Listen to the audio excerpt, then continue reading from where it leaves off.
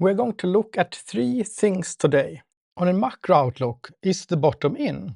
What is in the chart that might give us a clue about this? And what's my thought on the 10 a.m. dump, something we did reveal 2 years ago on this channel. Before we start, I just want to make it clear that there are no financial or investment advice at all on this video. If we start with the 10 a.m. dump, that's something that I talked about 2 years ago, and back then it was a pattern we saw and a pattern we warned for a few times before we had major crashes. I think one of the videos were named the hammering attack on Bitcoin. Unfortunately, those videos are not available anymore because we needed to protect the consumers or something, so they were removed. So what's my take on this now when everyone talks about it and apparently it can't be, you cannot remove all the videos, I guess.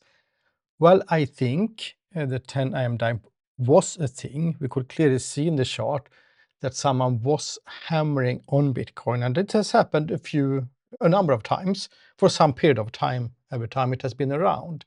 With that said, though, the reason I think it was done to create crashes in the chart is because if you want to sell, you want to sell at as a high price as possible. And there are certain ways to do that when you're offsetting, deleveraging, and exiting the market. However, if you want to cause as much impact on the market as possible, there is another way to sell. And that is exactly what they did by repeating hammering at the same time, very large amount, to get those red hourly and 4-hour candles to show up, which some people get some panic, some liquidation happens, and then you get much more leverage on your dumping so that the chart actually move. You could easily have dumped the same amount of Bitcoins without moving the chart very much if you did it in a different way.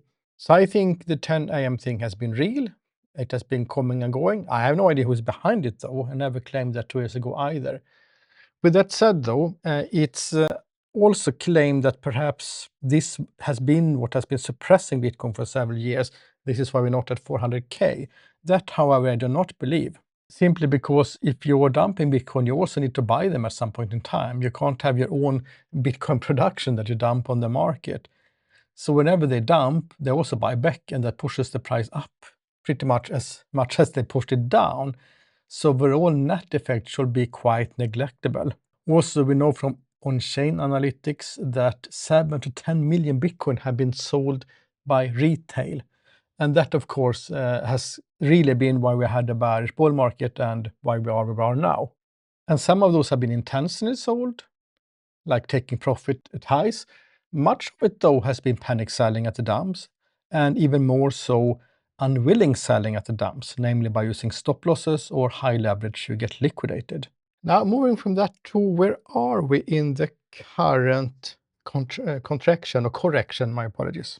If we look at previous bear markets, here we have 2018, they have been following the inverse of Euler's natural exponential. And we have been in a downtrend for approximately 400 days before the bottom has been in. The same was true for the 2022 bear market, where we also were following the same formula. So the question is, where are we today? Are we still following that formula so far? And if we continue doing it, where would we then end up? Well, so far it looks like we are following it. You can see here when we dump down quite dramatically here, we have been going sideways and a little bit up right now, which is what we should expect if we are going to circle around this line one time more. And right now the 400-day mark, if we would go that far, is at 64K. So if history will be to repeat itself exactly, which we do not know if it would, in such a case we will circle around this line and maybe have a low at 54 or something over here. Well, I should reframe that. If history was to repeat itself, in such a case we would actually end up in this red box here, down at below 32K. But if the model will repeat its predictive value as previously, then we would rather end up in this green box. Now, as you can see, this green box I drew 3 months ago, so if you remember on my Patreon, you have seen this before, and this were or still is my main case where we will end up. Now we already know that we are not ending up in the upper part of this one, but the lower part is where we are right now. So the question is, could it be so that the bottom already is in? It will be kind of early. When we were in the bull market, I was very anti the ideas that we'll have an early top, a so-called left translated cycle. However, for this bottom though, I'm very open to that we have an earlier bottom than usual, namely that it do not happen in the last quarter of this year or first quarter of 2027, rather it could happen earlier. Well, there are some specifics in the chart we should look for.